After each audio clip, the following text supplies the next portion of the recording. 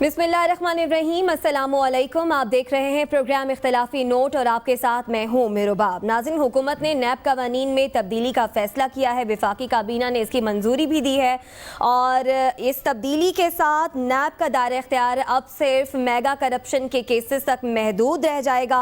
मुल्ज़िमान की जमानत का इख्तियार ट्रायल कोर्ट को मिलेगा और नैब किसी ऐसे शख्स के खिलाफ कार्रवाई नहीं कर सकेगा जिसका ताल्लुक पब्लिक ऑफिस होल्डर से ना हो। लेकिन इस तब्दीली से, मुमकिन तब्दीली से अपोजिशन बिल्कुल खुश नहीं है। वो कह रही कि जनाब लाइसेंस टू किल दे दिया गया है और पॉलिटिकल विक्टिमाइजेशन की जा रही है। 3 दिन पहले जब वफाकी काबीना का इजलास हुआ तो इजलास की ब्रीफिंग देते हुए वजीर कानून ने नैब कवानीन में तब्दीली के हवाले से क्या कहा, आपको वो दिखाते हैं। स्टैंडिंग कमेटी है लॉ की, उसने भरपूर मेजॉरिटी से जो हमारा सिविल प्रोसीजर का जो अमेंडमेंट बिल है वो पास कर दिया। नैब के कवानीन के तहत जो बेल की पावर है वो ट्रायल कोर्ट को होनी चाहिए, तो हम ये करने जा रहे हैं। इसका मतलब ये होगा कि बेल देना या ना देना अब ये ट्रायल कोर्ट की सवाबदीदी इख्तियार है। हमारी थिंकिंग यही है कि प्ली बारगेन और VR होना चाहिए। बहरहाल इसके साथ साथ नैब ने सेल्स और इनकम टैक्स मुकदमात ना लेने का फैसला भी किया है। इसी सारी सूरत हाल पर बात करेंगे। हबीब साहब, हुकूमत को ज़रूरत क्या पेश आई तब्दीली की? देखिए, अगर आप इस तब्दीली को जो वज़ीर कानून ने कहा और मजमूई तौर पर जो बात हो रही है, तो आप उसको 3 हिस्सों में तकसीम कर सकती हैं। एक ये है कि वो लोग कौन किस किस्म के लोग इसमें आएंगे, यानी लोगों से मुतल्लिक है कि प्राइवेट लोगों को निकाल दिया गया है। अच्छा, ब्यूरोक्रेट्स को निकाल दिए जाने की बातें हो रही हैं कि ब्यूरोक्रेट्स को निकाल दिया जाए या उनसे मुतल्लिक कुछ शिकों को नरम कर दिया जाए। सही। और तीसरी बात है कि ज़मानत का जो ये कानूनी स्ट्रक्चर है, जो साथ ज़्यादा अच्छी तरह एक्सप्लेन कर सकते हैं कि ज़मानत जो है वो आप हाई कोर्ट में जाने की बजाय और हाई कोर्ट में भी DB में जाने की बजाय 2 जजेस के पास जाने की बजाय आप सिर्फ नीचे ट्रायल कोर्ट में ही करवा सकें। लेकिन यहाँ पर 2 सवाल ज़्यादा अहम हैं। वो क्या? तो वो ये है कि नंबर 1, क्या इन तब्दीलियों के बगैर गुजारा नहीं? ये एक ऐसा सवाल है जिसके बारे में आप मुख्तलिफ तरह की आरा सुनते रहते हैं। मेरा ख्याल ये है, या मैं उन लोगों में से हूँ जो ये समझते हैं कि नैब के कानून में किसी तरमीम की कोई ज़रूरत नहीं। सही। उसकी वजह यह है कि आपके सामने वाक़यात ऐसे हैं, अगर आप ज़मानत की बात करें तो आपको ये मानना पड़ेगा कि जज अरशद मलिक जैसे लोग एहतसाब कोर्ट्स में आ भी सकते हैं और समहाउ इन्फ्लुएंस भी हो सकते हैं। बिल्कुल। वो किसी भी तरीके से हों। तो गोया जब आप इस लेवल पे ज़मानत देंगे तो आपने केस किसके सुनने हैं? जिसने करोड़ों रुपए, अरबों रुपए आगे पीछे किए हैं। तो आप कैसे करेंगे? आप क्या जमानत का इख्तियार इतने लोअर लेवल पे जब आप दे देंगे तो फिर क्या होगा?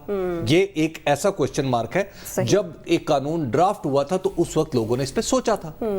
दूसरी बात यह है कि सरकारी अफसरान को क्या मतलब, यानी सरकारी अफसरान पे हम ये कहेंगे सरकारी अफसरान को खुली छूट दे दी जाए। वो कह रहे हैं जनाब वो तो कोई काम नहीं कर पा रहे ना। बात ये है कि अच्छा, इससे पहले जो गुज़श्ता यानी परवेज मुशर्रफ के दौर में भी ये कानून था, काम तब भी, लेकिन काम तब भी हो रहा था। उसके बाद नवाज शरीफ के दौर में कानून था, काम तब भी हो रहा था। पीपल्स पार्टी के दौर में कानून था, तब भी हो रहा था। तो इसका मतलब यह है कि आज अगर सरकारी अफसर काम नहीं कर रहे तो कसूर किसी नैब का नहीं है, नालायकों का है। आप इसका मतलब ये है कि हमारे जो हुकूमत के असहाब हैं वो इतने नालायक हैं कि उन्हें ये पता ही नहीं है कि काम कैसे लेना है। मैं आपको इसकी एक मिसाल देता हूँ, मैं बल्कि मिसाल क्या वाक़या बताता हूँ। प्राइम मिनिस्टर ऑफ पाकिस्तान ने एक नामवर कानूनदान को बुलाया। उन्होंने कहा कि जनाब ये बताएं कि हम हुकूमत कैसे चलाएं आगे। वो कानूनदान ज़ाहिर है 2-3 महीने हुकूमत को हो चुके थे। उन्होंने क्या किया, उन्होंने मुख्तलिफ तमाम मिनिस्ट्रीज से मुतल्लिक कवानीन लिए, उनकी एक कॉपी बनाई, अच्छी जिल्द बंधवाई और वज़ीर आज़म की खिदमत पेश कर दी। उन्होंने कहा कि जनाब आप ये सारे अपने अपने वज़ीरों को कह के पढ़ लें प्रोसीजर काम कैसे करना है। आपको याद है इसी प्रोग्राम में मैंने कहा था कि ये वजीर 100 गुना अच्छा काम कर सकते हैं अगर ये सिर्फ और सिर्फ इतना कर लें कि अपने अपने महकमे की वेबसाइट पढ़ लें। क्या पढ़ी आज तक किसी ने? नहीं पढ़ी। आप सरकारी महकमों की वेबसाइटें देख लें। तो सूरत हाल ये है कि मुझे लगता है कि ये इसके पीछे ایک خاص بات ہے. اچھا, آپ غالباً کسی کو فون پہ لینا چاہ رہی ہیں. بالکل, یہ خاص بات آپ سے ہم جانیں گے, لیکن مسلم لیگ نون کے رہنما مصدق ملک صاحب ہمارے ساتھ موجود ہیں. بہت شکریہ ملک صاحب آپ کے وقت کا. حکومت نے نیب قوانین میں ترمیم کا فیصلہ کیا ہے. کاروباری افراد کو نکال دیا جائے گا, بیوروکریٹس کو نکال دیا جائے گا, اور ہائی پروفائل کیسز جو ہے وہ نیب سنے گی. تو آپ لوگوں سے کوئی مشورہ, کوئی مشاورت کی حکومت نے اس تبدیلی کے حوالے سے؟ دیکھیے, قانون تبدیل کرنا تو حکومت کا کام ہی نہیں ہے, اور نہ حکومت کر سکتی ہے. حکومت آرڈیننسز لا سکتی ہے. اگر آپ سمجھتے ہیں کہ ملک میں جمہوری عمل اور پارلیمانی جمہوری عمل ختم کر دینا چاہیے تو پھر کر دیجئے. پھر جو بادشاہ کے ذہن میں آئے وہ کرتے جائیے, وہی قانون ہوگا. جس طرح مشرق وسطیٰ میں وہ نکلتا ہے, ایک ڈکری نکلتی ہے رائل اور چیزیں ہو جاتی ہیں, اس طرح کیجیے. ملک صاحب, اس پرٹیکولر کیس میں ظاہر ہے ایک آپ کو, آپ ہی کی پارٹی ایک ایسی کمیٹی میں بھی شامل رہی ہے, اور پیپلز پارٹی بھی آبویسلی, کہ جو نیب کے قانون پر غور کرتے رہے ہیں.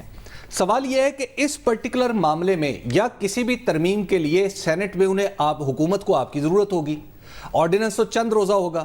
تو کیا اس حوالے سے آپ سے کوئی رابطہ ہوا کہ جناب آئیے بیٹھیں, قانون تبدیل کرنا ہے, پارلیمنٹ میں آپ کی مدد چاہیے؟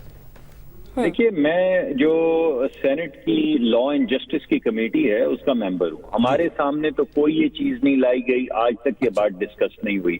اور پھر ٹی وی اور یہ خبروں کے ذریعے ہمیں پتہ چلا کہ اس طرح کی چیزیں ڈسکس بھی ہو رہی ہیں اور غالباً کچھ فیصلے بھی ہو رہے ہیں. تو میں نے اسی وجہ سے آپ کو کہا کہ اگر پارلیمان ریلیونٹ نہیں ہے, اگر میں لا اینڈ جسٹس کی کمیٹی کا ممبر ہوں اور مجھے آپ کے ذریعے یہ باتیں پتہ چل رہی ہیں, تو پھر قانون کی اور پارلیمان کی کیا ریلیونس رہ جاتی ہے. اگر آپ نے ہماری آواز سننی ہے, حقیقت میں سننی ہے, تو آپ لے کر آئیے, وہاں پہ ڈیبیٹ ہوگی.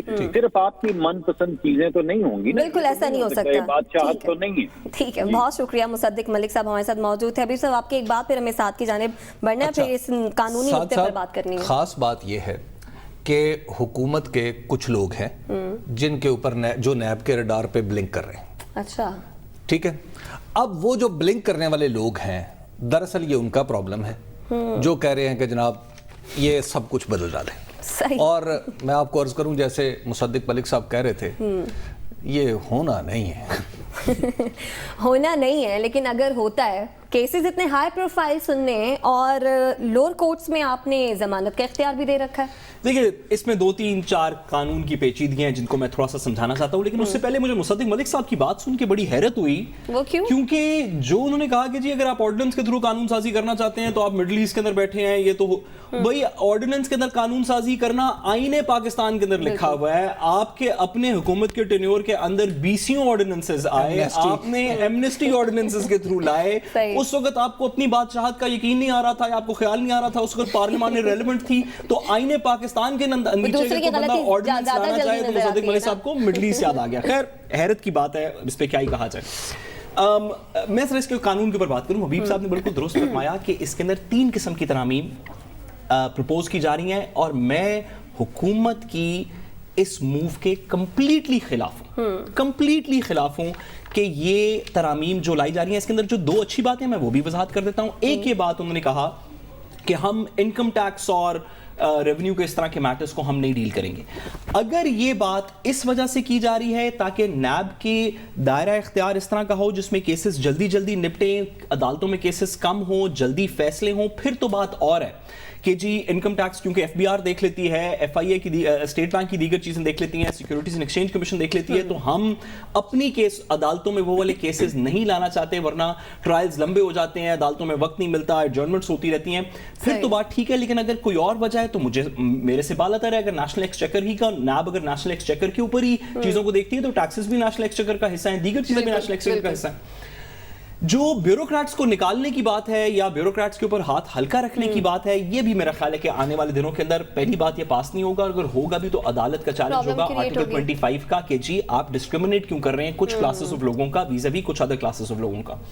لیکن جو سب سے ایک سوال, ایک مجھے نقطہ سمجھاؤ کہ عدالت, جیسے فروغ نسیم صاحب نے بھی کہا کہ عدالت نے بھی کچھ آبزرویشنز دی. میں ابھی عدالت کے آبزرویشنز پہ, عدالت کی جو اسپیسیفک آبزرویشن ہے وہ یہ نیب کے اندر بیل کے قانون کے اوپر ہے. جسٹس آصف سعید کھوسا صاحب کی پچھلے نومبر دسمبر کی ججمنٹ ہے, جس میں انہوں نے ججمنٹ میں تحریر فرمایا کہ پارلیمنٹ کو کنسیڈر کرنا چاہیے کہ بجائے کہ تمام بیلیں جو نیب کے کیس کے اندر بیل ہے, بجائے کہ وہ ہائی کورٹ کے ڈویژن بینچ کے سامنے آئے جس کے اندر بڑا ریسٹرکٹڈ بیل دینے کی پاسبلٹی ہے کہ جی ایکسٹریم ہارڈشپ سرکمسٹانسز میں, جیسے نواز شریف صاحب کے کیس میں ڈیسائیڈ ہوا, تو اگر آپ نیب کے اندر بیل دینا چاہتے ہیں تو قانون میں لکھ دیں اور عدالت کو اختیار دے دیں.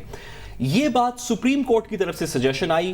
میری اس پہ ان پرنسپل تھوڑی سی ڈس ایگریمنٹ ہے. میں حبیب صاحب کے پوائنٹ آف ویوز کو بالکل مانتا ہوں کہ جہاں پہ اربوں روپے کی کرپشن ہو, ہم نے آلریڈی جج ارشد ملک جیسے کیسز دیکھ لیے ہیں. ویسے تو انفارچونیٹلی ہمارے پاس ملک قیوم صاحب جیسی بھی ایگزامپلز نون لیگ کے ٹائم پیریڈ میں ہیں, لیکن کم از کم ڈسٹرکٹ ججز کے ٹائم پیریڈ پہ کے لیول پہ اتنے بڑے فائنینشیل میٹرز کو شاید بیل وہاں پہ گرانٹ نہیں کرنی چاہیے. آپ یہی پاور ہائی کورٹ کو دے دیں, وہ رٹ میں نہیں, آپ ہائی کورٹ کو پاور دے دیں کہ وہ بیل سن سکے, لیکن یہ پاور اس ڈسٹرکٹ لیول کے اوپر کم از کم نہیں ہونی چاہیے. لیکن جو سب سے مجھے اس کے اندر عجیب بات لگی, اور میں اس کو, اگر میری آواز حکومت کے ایوانوں تک سنی جا رہی ہے تو میں یہ بات ضرور کرنا چاہتا ہوں کہ کہا گیا کہ پرائیویٹ اور لوگوں کو اور بزنس مینس کو ہم نیب انویسٹیگیٹ نہیں کرے گی.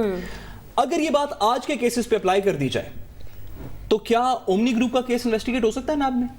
نہیں ہو سکتا. انور مجید صاحب وغیرہ کون سے پرائیویٹ لوگ ہیں؟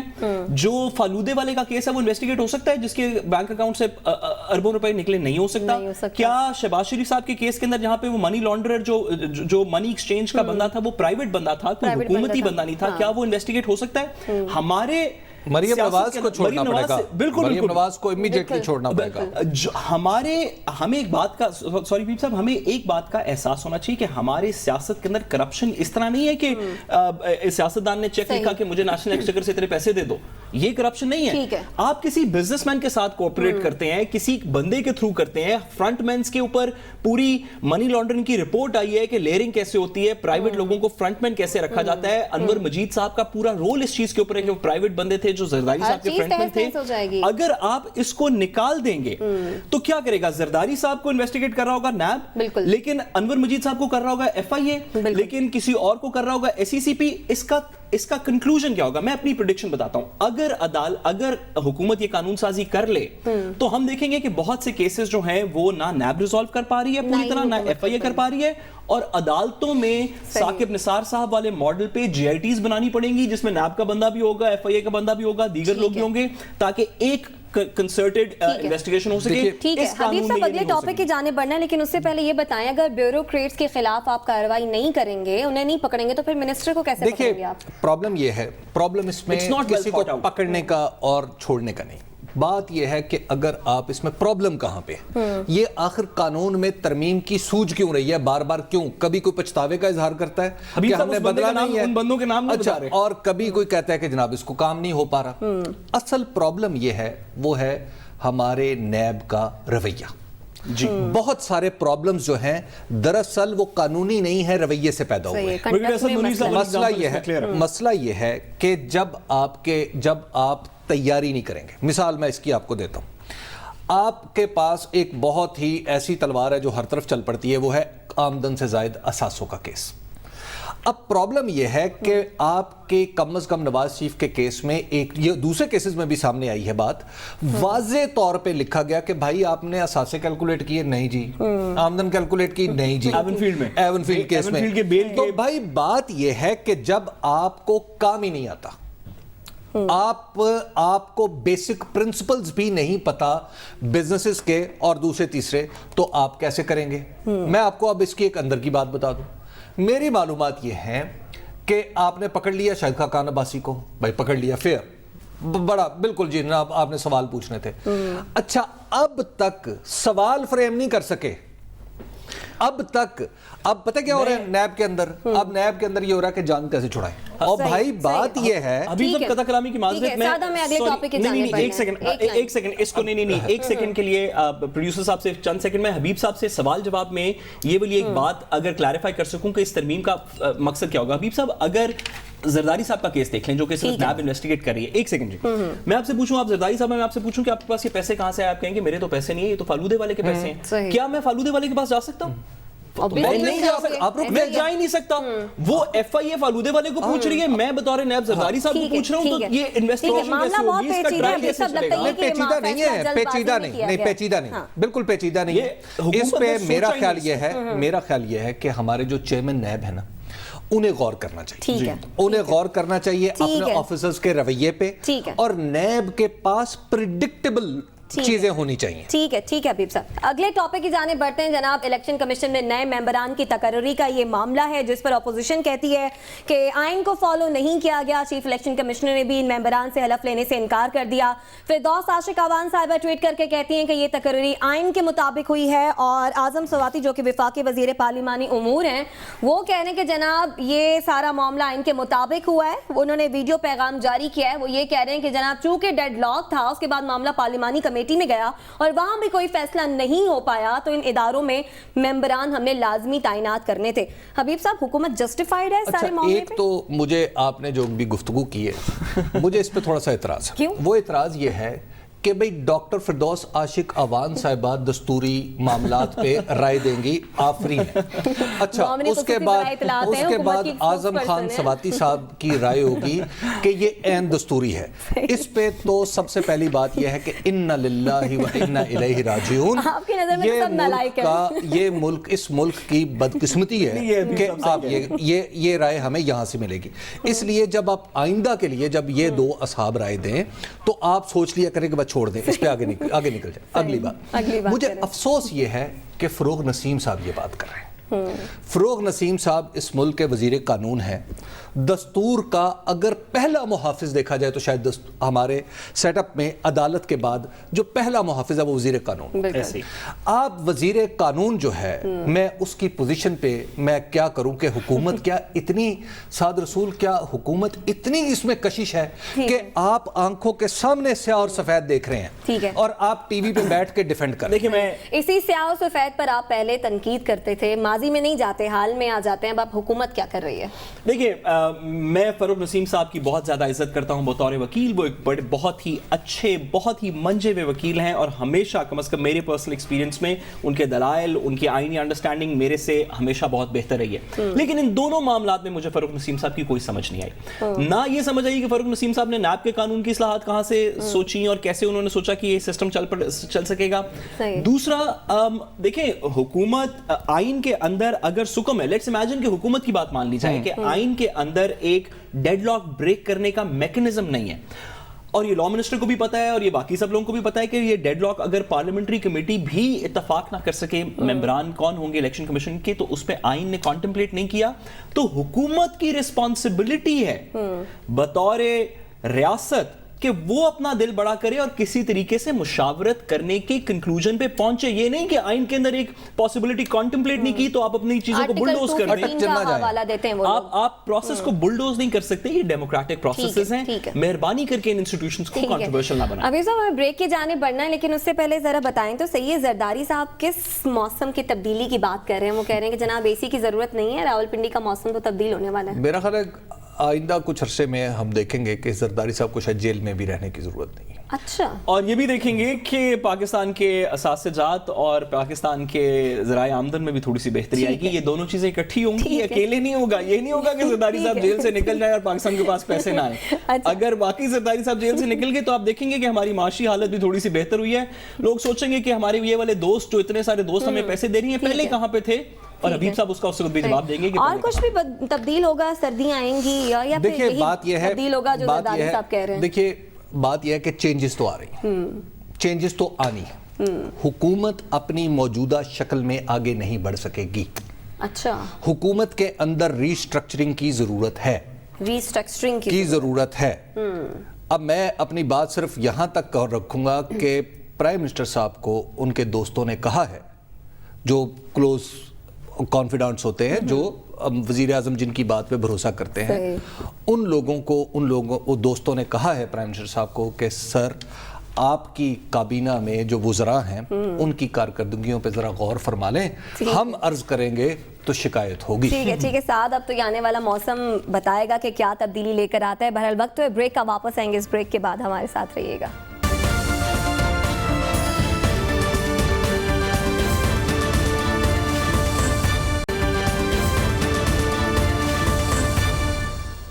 वेलकम बैक नाजरीन। मईशत की बेहतरी की निशानियां जाहिर होना शुरू हो गई हैं। डॉलर के मुकाबले में रुपया मुस्तहकम हो रहा है। एक हफ्ते के दौरान स्टॉक मार्केट में तेजी देखने में आई है, साथ ही साथ करंट अकाउंट खसारे में भी कमी वाक़ हुई है। आज ही वज़ीर आज़म इमरान खान की मुआशी टीम से मुलाकात भी हुई है और मईशत को मज़ीद किस तरह से बेहतर करना है इस हवाले से तबादला ख्याल किया गया है। ऐसी सारी सूरत हाल पर बात करेंगे। माहिर मुआशियात मुज़म्मिल असलम भी हमारे साथ मौजूद होंगे। हबीब साहब, ये कहना गलत नहीं होगा कि हुकूमत की कोशिशें रंग लाई हैं और हम एक राइट ट्रैक पर जा रहे हैं? अच्छा, ट्रैक तो राइट है, ये तो आप चल तो बिल्कुल ठीक रास्ते पे रहे हैं, अग्रीड, ठीक है, लेकिन ये इतने स्लो हैं कि आप अगले 200 साल मुसलसल चलते रहें तो शायद आप 1 किलोमीटर का सफर तय कर लें। लेस प्रोग्रेस इज मसला बेटर ये देन है, नो प्रोग्रेस। मसला देखिए, नहीं, ये लेस प्रोग्रेस नहीं है, ये लीस्ट प्रोग्रेस है। ये काम आपको याद होगा, मैंने पहली बार इस गवर्नमेंट के बजट के बारे में जब इन्होंने पहला बजट पेश किया था, अपना ज़िमनी बजट, तो मैंने उस वक्त अर्ज किया था कि this government has missed the bus. ये सारे काम तो 1 साल पहले करने वाले थे और इसके नतायज कब के आ चुके होते। लेकिन एनी हाउ डुलिया बेरंदा कुछ नहीं बिगड़या, लेकिन कुछ ना कुछ बेहतरी हुई है, लेकिन ये महज अभी कॉस्मेटिक लेवल पे है, ग्राउंड पे कोई फर्क नहीं पड़ा। ग्राउंड रियलिटी क्या है वो मुजम्मिल से जानेंगे, लेकिन साथ देर आयत दुरुस्त आयत। देखिए, ये बात बड़े अरसे से कर रही थी, कम से कम गवर्नमेंट ये बड़े अरसे से कर रही थी कि हमें थोड़ा सा टाइम चाहिए इसको टर्न अराउंड करने के लिए। उस टाइम पीरियड के अंदर हमारा सियासी बहरान डोमेस्टिकली रहा, हमारे बॉर्डर्स के ऊपर कशीदगियाँ नहीं, हमने मेरे ख्याल में तो तकरीबन एक जंग लड़ी कम से कम फरवरी के अंदर। हमारी बहुत से मसाइल थे जो कि इकॉनमी के ऊपर वज़ीर ख़जाना 2 दफ़ा चेंज हुए, लेकिन मुजम्मिल साहब क्योंकि हमारे पास मौजूद हैं, तो मुजम्मिल ने ही अब से कुछ अर्सा पहले कहा था, पिछले बजट के बाद जो ओरिजिनल बजट है उसके बाद कहा था कि अगले बजट तक पता चलेगा कि करंट अकाउंट डेफिसिट और दीगर चीज़ें बेहतर हो रही है नहीं हो रही, डॉलर की स्लाइड कम हो रही है नहीं हो रही। तो मैं कम से कम आज के दिन मुजम्मिल साहब, मैं आपकी बात के ऊपर इन्हिसार करते हुए ये बेट लगाना चाहता हूं कि इकोनॉमी जो है वो बेहतरी की तरफ चल पड़ी है और ये सफर अब रवां रहेगा। और मैं नहीं लगाना चाहता मुजम्मिल। बहरहाल हबीब साहब, मुजम्मिल ये बताइएगा ग्राउंड रियलिटी क्या है? क्या ये कॉस्मेटिक बेहतरी है? ग्राउंड पे भी कोई तब्दीली आई है? देखिए, मेरा अपना ख्याल ये है कि ये गवर्नमेंट जो है कम से कम एक चीज़ में मुख्तलिफ है पीपल्स पार्टी और PMLN से, कि ये कॉस्मेटिक पे नहीं, ये जैसे अभी मैं आपके सेट पे बगैर मेकअप के बैठा हुआ हूँ, ये उसी तरीके से आ जाते हैं। वो आपने इमरान खान का भी स्टाइल देखा है, पेशावरी चप्पल और जिस तरह निकल पड़ते हैं, ठीक है। तो ये इनके अंदर ये थोड़े से जेन्युइन, इस मामले में जेन्युइन है, जिसमें गलतियाँ बहुत ज़्यादा करते हैं। लेकिन मैं आपको एक छोटी सी मिसाल देना चाहता हूँ। देखिए, इंडिया की एग्ज़ाम्पल लें कि इंडिया जब इलेक्शन से पहले जब मोदी की कैंपेन हो रही थी तो उसमें ये कहा जा रहा था कि इंडिया से ज़्यादा किसी मुल्क ने तरक्की ही नहीं की और इंडिया ने तो अपने मसाइल ही ख़त्म कर दिए। लेकिन जैसे ही इलेक्शन ख़त्म हुए तो अब उनके भांडे फूटने शुरू हो गए। हालांकि उनकी हुकूमत, पिछली हुकूमत भी उन्हीं की थी और मोदी की हुकूमत ही आई है, तो उसके बावजूद जो है वहाँ पे एक रिसेशन, वहाँ पे फैक्ट्रियाँ बंद होना शुरू हो गई हैं, हाईएस्ट अनएम्प्लॉयमेंट 1970 के बाद, ठीक है। तो ये एक पोस्ट इलेक्शन जो ट्रॉमा होता है ना, वो कम से कम साल, सवा साल ऐसा ही होता है। ये आप मुस्लिम लीग नून का 2013 का भी साल उठा लें और पीपल्स पार्टी के तो शुरू के 2 साल उठा लें, और इससे ज़्यादा पीछे जाना है तो मुशर्रफ साहब के 1999 के बाद से 2002 तक का साल उठा लें। तो ये बहुत मुश्किल काम होता है कि 1 साल में सब कुछ जो है ना रवा दवा कर देना और तवानाई से चला देना। लेकिन यहाँ पे ये बताइए कि क्या गवर्नमेंट की जो मुआशी टीम है उस पे आपको भरोसा है कि ये एक ऐसा पैटर्न इकोनॉमी का बना देगी जिसमें ग्रोथ भी हो, अनएम्प्लॉयमेंट भी ख़त्म हो, जिसमें कारखाने भी नए लगें? क्या आपको लग रहा है कि गवर्नमेंट उस ट्रैक पे चल रही है? देखिए हबीब साहब, मैं विद ऑल ऑनेस्टी, अगर आप दुनिया के 3 बेहतरीन वज़ीर ख़जाना भी 1 साल पहले ले आते इस मुल्क में तो वो रिज़ल्ट्स नहीं दे सकते थे। उसकी वजह ये कि हमारा स्ट्रक्चरल, जिसे कहते हैं ना, डेफिसिट इतना बड़ा है और हमारा स्ट्रक्चर इतना ख़राब है कि ये जब तक नीचे से स्ट्रक्चर सही नहीं करेंगे तो ये मुल्क सही नहीं हो सकता। अब देखें, छोटी छोटी चीज़ें जिस पे ये बेहतरी लाने की कोशिश कर रहे हैं, ٹیکس فائلر پاکستان جب سے بنا تھا 14 لاکھ تھے, ایک سال میں 25 لاکھ تک لے آئیں. اب ایک الگ بحث ہے کہ جی وہ ان میں سے ٹیکس کون کتنا دیتا ہے. ٹیکس ہمیشہ سے جو ہے نا تقریباً جو ہے نا 1000 سے 2000 لوگ ملک کا 80% دیتے ہیں, باقی ٹیکس جو ہے باقی لوگ دیتے ہیں. ایک چھوٹی سی چیز یہ تھی بنیادی. دوسری, انہوں نے چاہے کچھ بھی ہے, جتنی بھی گالیاں کھا لی, لیکن انہوں نے امپورٹ جو ہے لگژری آئٹم کی بند کرائی دی نا آخر. اب ایویان کا پانی جو ہے ہر ایک کے ہاتھ میں نہیں آ رہا, یا بڑی گاڑیاں, یا اب جو ہے لگژری چیز اور یہ کھانے پینے کی چیزیں اب جو ہے منگانا آسان نہیں ہو گیا. پھر اس کے علاوہ آئے دن ہم دیکھ رہے ہیں. مزمل یہ بتائیے کہ جو ریئل ایفیکٹ ایفیکٹولی اسٹریٹ کے اوپر جو ایفیکٹ ہے وہ اس کی وہ ڈالر پرائسنگ سے بہت زیادہ کنیکٹڈ ہے, اور ابھی ڈالر جو اسٹرینتھن ہونے کی بات ہو رہی ہے, کیا آپ کے خیال میں اسٹرینتھننگ کا مطلب ہے کہ ڈالر اسی لیول پہ رہے گا, یا یہ بھی پاسبلٹی ہے کہ the dollar becomes cheaper compared to the rupee آنے والے سالوں میں؟ دیکھیں, فارچون فیورز دا بولڈ. ہمیشہ سے پچھلی حکومت بھی اور یہ ساری حکومتیں کتراتی تھی کہ اگر ہم نے فری فلوٹ کر دیا تو کہیں یہ نہ ہو کہ ہمارا روپیہ جو ہے قابو سے باہر ہو جائے گا. آج 2 مہینے ہو گئے, 1 جولائی سے ہمارا روپیہ فری فلوٹ ہے, اور آپ دیکھیں کہ بجائے روپیہ جو ہے کمزور ہونے کے وہ 4.5% مضبوط ہوا ہے پچھلے 2 مہینے میں. یہ اس وقت مضبوط ہوا ہے جب پوری دنیا میں باقی کرنسی ڈالر کے اگینسٹ گر رہی تھی, اور ہم ڈالر کے اگینسٹ اسٹرانگ ہوئے ہیں. تو یہ ایک جسے کہتے ہیں کہ بولڈ کالز لے رہی ہے یہ حکومت, جس کا شروع میں ہم نے دیکھا کہ ایک بہت, جیسے ایک ڈاکٹر ہوتا ہے وہ سرجری میں لے کے جاتا ہے تو وہ سینہ چیر دیتا ہے آپ کا, اس کو کانفیڈنس ہوتا ہے کہ سینہ چیر کے آپ کا جو ہے نا دل صحیح کر دے گا. تو وہ یہ حکومت نے وہ سٹیپس تو لیے ہیں, اللہ کرے کہ یہ جو ہے اس پہ قائم دائم رہیں. بالکل اللہ کرے قائم دائم رہیں. لیکن مزمل جی آپ کنٹینیو کریں. جی, آپ نے ایک بات بولی کہ آج وزیر اعظم کے ہاؤس میں ان کی معاشی ٹیم بیٹھی تھی کہ کس طریقے سے گروتھ اور اس کو چلانا ہے. مجھے ایسا لگتا ہے کہ تھوڑا سا ان پہ پریشر پڑ گیا ہے, اور وہ جو انہوں نے بیلٹ ٹائٹ کی تھی اس کو لوز کرنے کے چکر میں اب آ گئے. اچھا مزمل, یہ بتائیں کہ ہم نے امپورٹ کم کر دی, بہت اچھا ہوا, ہمارا کرنٹ اکاؤنٹ خسارہ کمی کی طرف جا رہا ہے, یہ بھی اچھی بات ہے. لیکن اگر ہماری ایکسپورٹ نہیں بڑھے گی تو ہم اس سچویشن کو سسٹین کیسے کریں گے؟ یہ تو پھر وقتی ثابت ہوگی. دیکھیں, اب دوسرا سوال ہی یہ ہے کہ ہمیں اپنی آمدنی بڑھانی ہے, اور پاکستان میں آمدنی دیکھیں, جب تک کارخانہ ہمارے گھر میں اگر نلکے 4 لگے ہیں اور وہ 4 نلکے صرف 10 بالٹیاں بھر سکتے ہیں, تو ایک دم جو ہے وہ نلکے 4 سے 20 بالٹیاں تو نہیں بھر سکتی, اس کے لیے نلکے بھی لگانا ضروری ہیں اضافی. تو پاکستان میں جو ہے وہ انویسٹمنٹ ایکسپورٹ سیکٹر میں ہوئی نہیں تھی.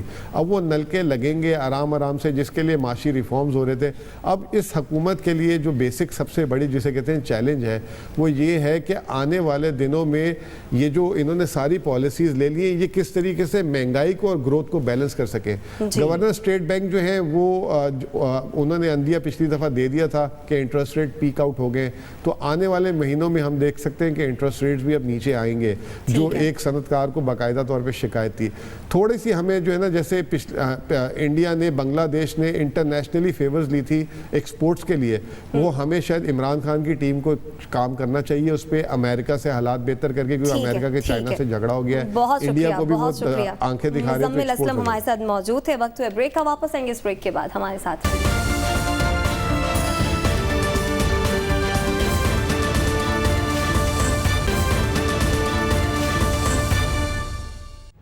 کورنگی ڈسٹرکٹ ہے, یہ اپنا 40 to 50% کچرا خود اٹھاتا ہے. کسی نے توجہ دی نہیں. کیا مذاق بنایا ہوا ہے آپ نے کراچی کو؟ میں کراچی کے لوگوں کو کہتا ہوں, سندھ گورنمنٹ کو ٹیکسز دینا بند کر دیں. وفاقی حکومت میں شراکت اقتدار رکھنے والی سیاسی جماعت کا میئر یہ کہہ رہا ہے عوام سے کہ ٹیکس پے نہ کرو.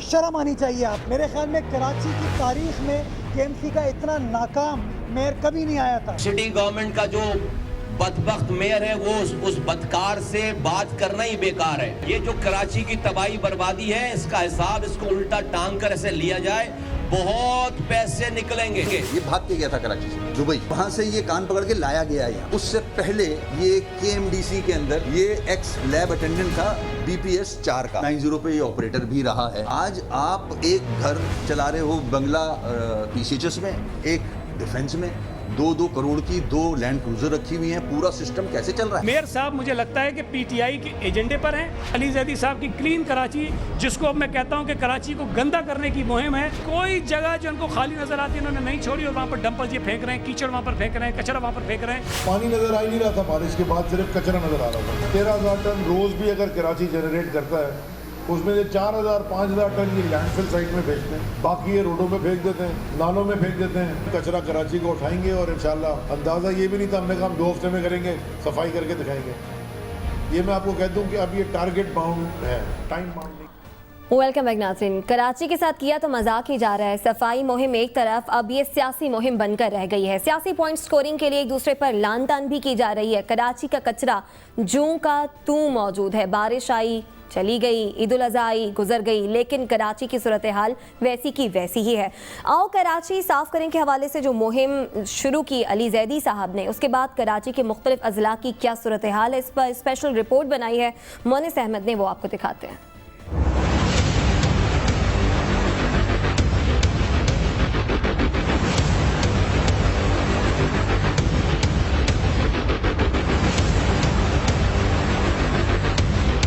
कराची में अगर इस वक्त कोई मौजूद ज़बान ज़्यादा आम है तो वो है यकीनन कराची का कचरा। ये मसला कराची का सबसे बड़ा मसला बन चुका है और इसके हल के लिए कराची की तमाम ही बड़ी सियासी जमातें जो हैं अब वो सरकर्दा नज़र भी आ रही हैं। लियाकताबाद का ये इलाका है, डिस्ट्रिक्ट म्यूनसिपल कॉरपोरेशन सेंट्रल का ये इलाका है।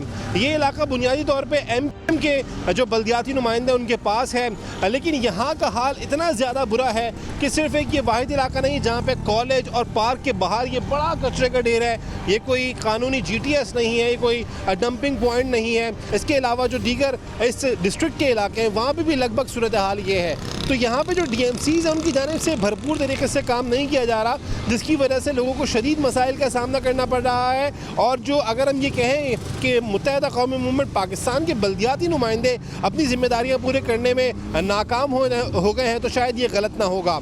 ये डिस्ट्रिक्ट सेंट्रल की सूरत हाल है। इसके बाद हम आपको लिए चलते हैं दूसरे डिस्ट्रिक्ट में और वहाँ सूरत हाल आपको दिखाते हैं।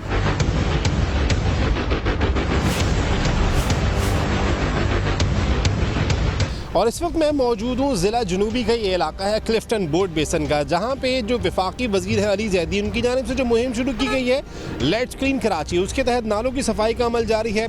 यहाँ पे एक नाला नहर ख़याम के नाम से जिसकी सफाई इस वक्त भी की जा रही है, मशीनरी यहाँ पर मौजूद है। पीपल्स पार्टी के जो वज़रा हैं उनकी जानिब से कहा गया कि ये सफाई मुहिम दरअसल और गंदगी का बाइस बन रही है, क्योंकि एक जगह से गंदगी निकाल के दूसरी जगह डाली जा रही है। लेकिन अभी भी इत्तलात ये है कि जो लैंड फिल साइट है कराची की, जाम चाकरो या फिर गोंद पास, ये दो हैं जो शहर से बाहर हैं, वहाँ पर अभी तक इस मुहिम के तहत जो डंपर्स हैं वो नहीं पहुँच पा रहे हैं, जबकि शहर में मुख्तलिफ जगह हैं जहाँ पे जीटीएस है, वहाँ पे डंप किया जा रहा है कचरा। तो ये मुहिम जारी है अपनी जगह पर, लेकिन इल्ज़ाम तराशियाँ इसमें चल रही हैं और इसकी वजह से हम ये कह सकते हैं जो सफाई का काम है वो बुनियादी तौर पर उस अंदाज में होता हुआ नज़र नहीं आ रहा जिसकी तवक्को की जा रही थी।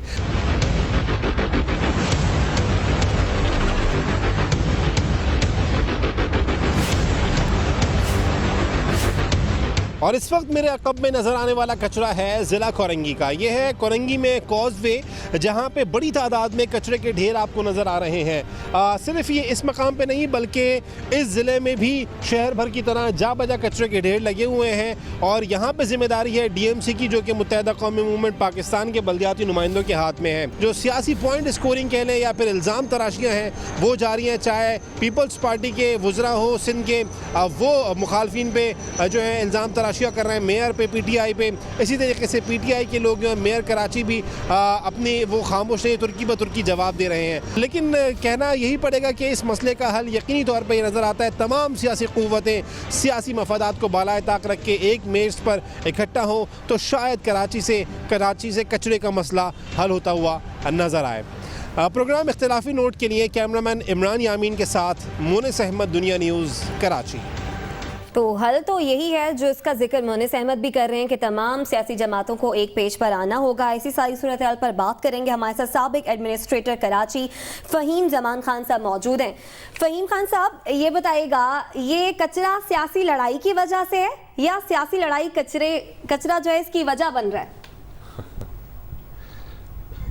बीबी 4 अगस्त को जियो टीवी पे حامد میر صاحب نے ایک پروگرام کیا تھا، اس میں علی زیدی صاحب کو، سعید غنی اور وسیم اختر صاحب کو بھی بلایا تھا، مجھے بھی بلایا تھا، اور میں نے اس وقت بھی یہ کہا تھا کہ یہ ان تینوں کے اور میرے والد صاحب قبلہ بھی اگر ہاتھ جوڑ لیں تو بھی ہم کراچی کو صاف نہیں کر سکتے. کراچی کا مسئلہ ان پولیٹیکل پارٹیز کا یا لوگوں کا نہیں ہے. کراچی کا مسئلہ جو ہے بنیادی طور پہ سمجھنے کی ضرورت ہے. کراچی میں جو کراچی کو صاف کرنے کے لیے یا سنبھالنے کے لیے جو وسائل چاہیے وہ ایگزسٹ نہیں کر سکتے، کرتے نہیں ہیں. نہ تو علی زیدی صاحب کراچی سے چندہ اٹھا کے کر سکتے ہیں، نہ وسیم اختر صاحب سندھ گورنمنٹ کو گالیاں دے کے وسائل سے آپ کی کیا مراد؟ پیسہ ہے، ہیومن ریسورس ہے، مشینیں ہیں، کیا؟ نہیں، دیکھیے ایک بات کو سمجھیے. کراچی پاکستان کے کسی بھی شہر سے ایک بالکل مختلف شہر ہے. کراچی کوئی مطلب آپ کراچی کے بعد جو 3 یا 4 بڑے شہر ہیں ان کو ملا لیں تو نہ رقبے کے حساب سے نہ آبادی کے حساب سے سب وہ مل کر کراچی کو پہنچ پاتے ہیں.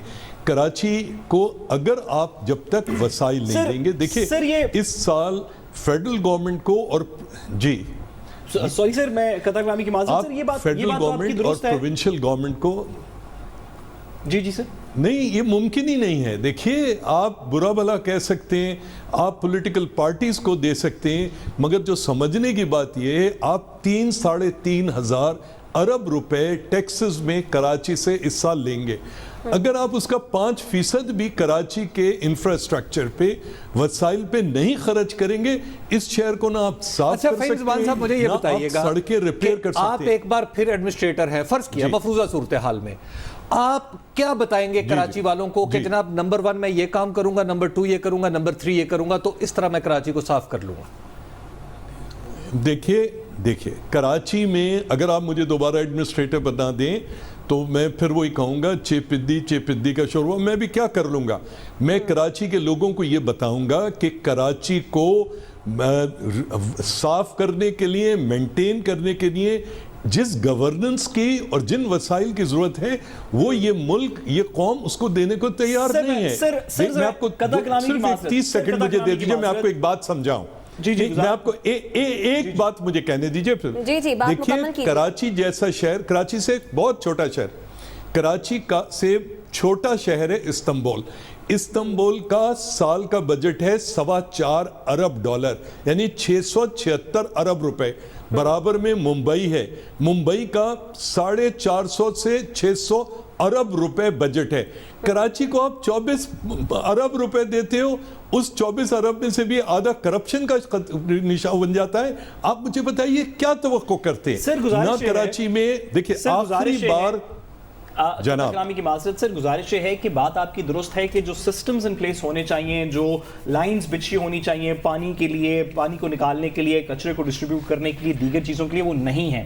لیکن اس بات سے بھی انحراف نہیں کیا جا سکتا، اس بات کو ڈینائی نہیں کیا جا سکتا کہ جو 2 پولیٹیکل پارٹیز جن کی پچھلے 15-20 سال سے، کم از کم 10 سال سے صوبائی حکومت اور لوکل گورنمنٹ پچھلے 21 سال سے آن اینڈ آف MQM کی رہی ہے، ان پولیٹیکل پارٹیز نے کم از کم وہ کام بھی نہیں کیا جو ان وسائل میں کیا جا سکتا تھا، جو اس وقت علی زیدی صاحب اور فکسٹ والے اور دیگر اس طرح کے لوگ جو کر رہے ہیں، وہ کام بھی نہیں کیا. کوئی 10-15-20% ہی کچرا کم ہوتا. اس بات میں کوئی ڈینائل ہے؟ دیکھیے ایک بات کو سمجھنے کی ضرورت ہے. میں نہ علی زیدی صاحب کی نیت پہ شبہ کر رہا ہوں، نہ فکسٹ والوں کی، نہ پیپلز پارٹی کی، نہ MQM کی. میں پھر یہ کہتا ہوں علی زیدی صاحب کچھ بھی کر لیں اور فکسٹ کچھ بھی کر لے، کراچی کو فکس نہیں کیا جا سکتا. سمجھنے کی ضرورت ہے کراچی کا مسئلہ گورننس کا ضرورت. دیکھیے آپ لاہور یا اسلام آباد سے بیٹھ کے جب کراچی کی بات کرتے ہیں تو آپ کراچی کی بات کرتے ہیں، آپ ملیر، کورنگی یا ڈسٹرکٹ یا ڈسٹرکٹ سینٹرل کی بات نہیں کرتے. کراچی ایک شہر ہے. اس کو اگر آپ سمجھنا چاہتے ہیں تو یہ سمجھیے کراچی 3,500 کلومیٹر پہ پھیلا ہوا شہر ہے. لاہور 1700 کلومیٹر پہ پھیلا ہوا شہر ہے. لاہور کا اربن ایریا 363 اسکوائر کلومیٹر ہے. بالکل یہ میں مان رہا ہوں بات کے بڑی جیگنٹک ہے. میں آپ کی اعلیٰ ظرفی کی بھی داد دینا چاہوں گا کہ آپ سمجھتے ہیں کہ علی زیدی کی بھی نیت ٹھیک ہے، وسیم اختر کی نیت بھی ٹھیک ہے، سعید غنی اور ناصر شاہ اور پیپلز پارٹی کی نیتیں بھی ٹھیک ہیں. پورے ملک کو اس بات پہ یقین ہے کہ ان کی نیتوں میں کچھ نہ نہ کچھ تو گڑبڑ ہے ورنہ کراچی صاف ہو جاتا. چلیے میں مان لیتا ہوں کہ کراچی بہت بڑا مسئلہ ہے. سوال یہ ہے کہ 1700 کلومیٹر ہے لاہور, 1700 مربع کلومیٹر. اگر 1700 مربع کلومیٹر میں کوئی چھوٹا علاقہ نہیں, 363 اربن ہے, اگر یہ صاف ہو سکتا ہے مگر تو اس کا کراچی کیوں صرف نہیں ہو سکتا؟ 363 اربن ہے. اس لیے نہیں ہو سکتا کہ لاہور کو جو وسائل کی ضرورت ہوتی ہے آپ اس کو مہیا کرتے ہیں. کراچی سے آپ کو جو وسائل چاہیے ہوتے ہیں آپ صرف لیتے ہیں. آپ دیکھیے, میں آپ سے کہہ رہا ہوں کہ آپ کراچی کو سے اگر 3-3.5 ہزار ارب روپے سال کے لیتے ہو تو اس کو 150 ارب تو دو گے, اگلے 10 سال دو گے تو جا کے کراچی کی صورت کچھ نکلے گی, اس کے علاوہ نہیں نکل سکتی. اسی بات پہ حامد میر صاحب بھی ناراض ہو گئے تھے, یہی بات آپ کو پسند نہیں آ رہی. مسئلہ یہ ہے کہ کراچی کو کوئی جھاڑو سے صاف نہیں کر سکتا. معذرتاً سر سوال یہ ہے کہ ایک کام ہے جو کہ actually lifting of the garbage ہے جہاں کہیں پہ بھی سڑکوں پہ ارد گرد میں پڑا ہوا ہے, ایک وہ کام ہے. دوسرا کام اس سسٹم کا ہے کہ ایگزسٹنگ گاربیج کو چھوڑ کے جو آن گوئنگ گاربیج ہے, جو آن گوئنگ کچرا ہے, اس کو کسی پراپر میکنزم کے تھرو ڈسپوزل کیا جائے. اس ڈسپوزل کو, اس میکنزم کی حد تک کس کی ریسپانسبلٹی ہے؟ کیا لوکل گورنمنٹ کی ہے, کیا پروونشل کی ہے؟ دیکھیے اچھا اب میری عرض سن لیجئے. دیکھیے کراچی میں آخری دفعہ میونسپل گاڑیاں جو تھیں 2007 میں لائی گئی تھیں. 2007 سے کراچی میں ایک ٹریکٹر نہیں آیا ہے. اگر آپ کراچی کے اندر آج آپ جھاڑو کے ذریعے سڑک کو صاف نہیں کر سکتے, نہ بیلچے سے کراچی کا کچرا اٹھا سکتے ہو, آپ مجھے یہ بتاؤ کراچی کے اندر اس وقت ٹوٹل جو سن 47 سے لے کر آج تک کچرے کی گاڑیاں ٹوٹل اگر کراچی میں آئی ہیں وہ 400-450 گاڑیاں جن میں کی کیپیسٹی 3 سے 10 ٹن ہے. آپ مجھے یہ بتاؤ کہ کراچی 15 سے 20 ہزار ٹن میونسپل, کمرشل اور انڈسٹریل گاربیج اٹھاتا ہے. آپ اگر مجھ سے یہ چاہتے ہو کہ میں کہوں کہ پی ٹی آئی کا علی زیدی بہت اچھا ہے, وسیم اختر برا ہے یا مصطفیٰ کمال, یہ میرا مسئلہ نہیں ہے. نہ میں ان کی نیتوں پہ شبہ کرتا ہوں, نہ میں ان کے لیے تالیاں بجاتا ہوں. مسئلہ یہ ہے کہ پچھلے 10 سال سے یا 15 سال سے جو لوگ اقتدار میں ہیں, خدا کی قسم نہ ان کو سمجھ ہے, اور ایمانداری سے آپ مجھ سے پوچھیں نہ ان کو کراچی ٹھیک کرنے کا کوئی شوق ہے. یہ سارے کے سارے ون ڈے اور T20s کے لیے آتے ہیں, چاہے وہ وردی میں ہو چاہے وہ اس میں ہو. اگر آپ دیکھیے ایک بات کو سمجھنے کی ضرورت ہے, کراچی آج بھی پاکستان کی جو 2018 تک کی جو سال بھر کی جو جی ڈی پی تھی 305 میں سے 114 ارب ڈالر کراچی نے کنٹریبیوٹ کیا, لاہور نے 40 کیا, فیصل آباد نے 18 کیا. اگر آپ کراچی کو ایک لیویبل شہر بناؤ گے, اگر کراچی کا 10% بھی بڑھتا ہے 125 ارب ہوگا. آپ لاہور یا فیصل آباد کو لیویبل بناؤ گے 6 ارب ڈالر کا مل کے بنے گا. بہت شکریہ فہیم. زمان خان صاحب سابق ایڈمنسٹریٹر کراچی ہمارے ساتھ موجود تھے. مسئلہ یہی ہے کہ کراچی کے مسائل کو سنجیدگی سے نہیں لیا جا رہا, اور جس دن لے لیا گیا کراچی کا مسئلہ بھی حل ہو جائے گا. پروگرام سے اجازت دیجیے, کل آپ سے ملاقات ہوگی. اللہ نے کے بعد.